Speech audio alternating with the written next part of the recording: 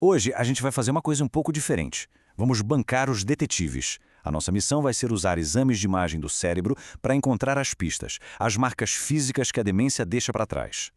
Pois é, porque quando a gente pensa em demência, logo vem à cabeça os sintomas, né? Perda de memória, mudanças de comportamento. Mas o fato é que ela causa alterações reais, físicas, que dá para ver na estrutura do cérebro. Então, por onde a gente começa essa investigação? Pela evidência mais comum, a primeira pista que geralmente aparece em muitos tipos de demência. Essa pista central se chama atrofia. É um nome técnico para uma coisa bem direta: o cérebro encolhendo. Conforme os neurônios morrem, o volume do cérebro diminui. Sabe aquelas dobrinhas características do cérebro, os giros? Elas ficam mais finas. E os vãos entre elas, os sulcos, ficam mais largos. É exatamente isso que os radiologistas procuram logo de cara em uma ressonância. Ok, mas aqui é que está o pulo do gato. A localização dessa atrofia é uma pista fundamental, que pode apontar para suspeitos diferentes. A questão não é só se o cérebro está encolhendo, mas onde isso está acontecendo. Vamos ao nosso primeiro suspeito, a doença de Alzheimer. Como é a forma mais comum de demência, ela costuma deixar um padrão de atrofia bem característico, quase como se fosse uma assinatura. E onde os detetives procuram essa assinatura? Principalmente no lobo temporal medial e, de forma bem específica, no hipocampo. Essa é a área central da memória. Agora faz todo sentido porque um dos primeiros e mais marcantes sintomas é justamente a perda de memória recente, não é? Agora, vamos analisar um outro suspeito, a DFT. E aqui, o padrão do crime é completamente diferente.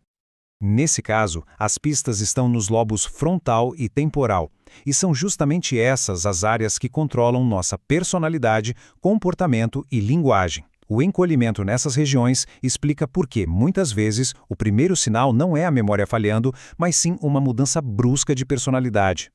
E aqui a gente vê a diferença fundamental de um jeito bem claro.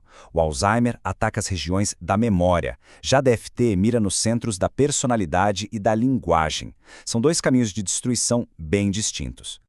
É aqui que a nossa investigação muda de rumo, porque veja bem, nem todas as pistas têm a ver com a perda de volume do cérebro. Às vezes, o problema é outro. Exato. Nem toda demência é sobre encolhimento. Algumas são causadas por problemas, digamos, na hidráulica do cérebro, ou seja, nos seus vasos sanguíneos. E isso nos leva ao nosso terceiro suspeito, a demência vascular. O nome já dá a dica, né? Ela é causada por danos na rede de vasos que levam sangue para o cérebro. E com menos sangue, as células cerebrais começam a morrer.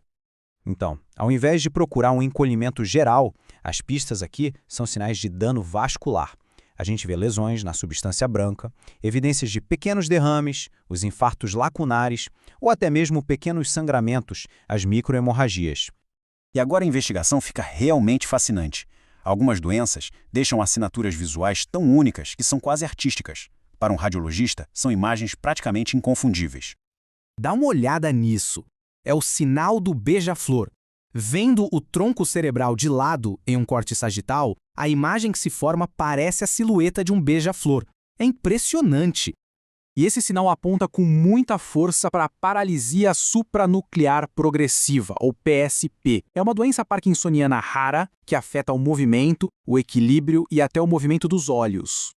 E tem mais. Se liga nessa outra pista inesquecível. Aparece na ponte, outra parte do tronco cerebral, e se parece com aquele pãozinho doce inglês, o Hot Cross Bun. Essa cruz brilhante na imagem é um indicador clássico de atrofia de múltiplos sistemas, AAMS. É outra síndrome parkinsoniana que afeta as funções automáticas do corpo, como o controle da pressão arterial. Ok, depois de seguir todas essas pistas, algumas bem claras, outras mais sutis, será que um radiologista pode bater o martelo e dar o veredito final só com base no exame de imagem? A resposta é não.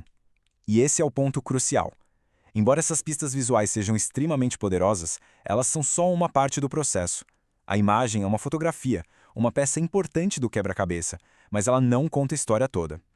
Um diagnóstico definitivo sempre vai combinar as evidências da imagem com os sintomas do paciente, com o histórico dele, com os exames neurológicos. É um verdadeiro trabalho de equipe entre a tecnologia e a medicina clínica.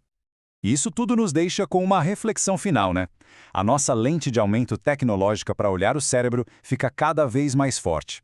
A grande pergunta é: que novas pistas sobre os mistérios do cérebro a gente vai conseguir descobrir a seguir?